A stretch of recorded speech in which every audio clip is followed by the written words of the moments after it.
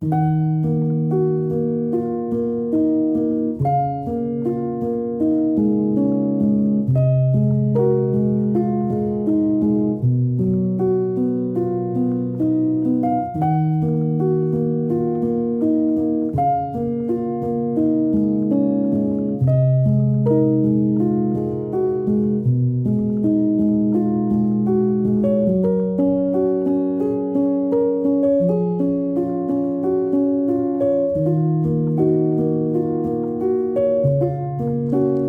целях стабилизации аварийности и профилактики дорожно-транспортных происшествий с участием пешеходов отдел административной полиции города Актау напоминает, что пешеход является самым уязвимым и незащищенным участником дорожного движения и призывает всех водителей проявлять бдительность при проезде пешеходных переходов.